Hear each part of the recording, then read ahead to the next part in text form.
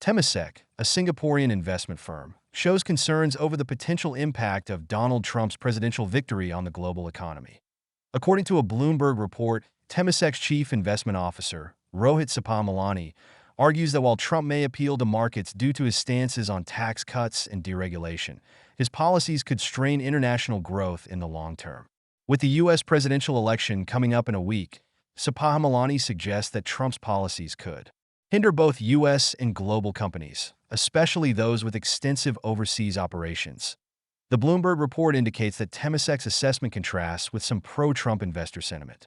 Notably, Standard Chartered recently predicted a Bitcoin rally to 125,000 if a Republican government takes charge.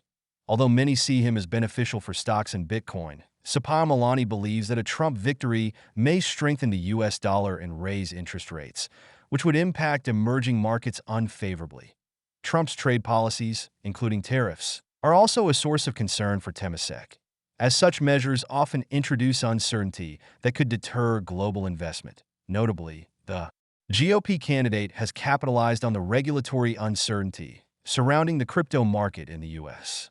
He promised to help bolster the industry's growth by enacting policies such as retaining the country's BTC holdings and firing the Securities and Exchange Commission chair Gary Gensler.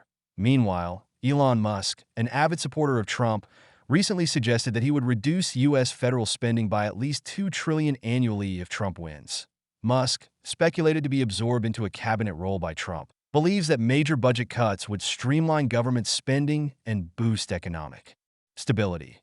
His stance aligns with Trump's vision of economic reform, including potential tariffs to increase revenue, despite economists' warnings that these could raise costs for U.S. households. On the other side, Sapamalani says Kamala Harris policies could benefit emerging markets.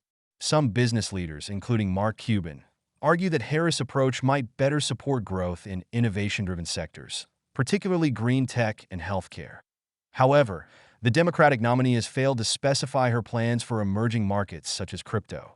Despite this, Cuban has expressed confidence in the potential for a Harris administration to stabilize and boost innovation in these areas. Temasek's caution shows its focus on global economic stability and the potential ripple effects of U.S. policies.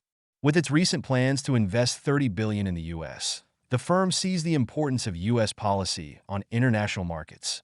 However, it warns that significant tail risks could surface in the coming years, depending on the election outcome, possibly creating turbulence for global investors and businesses.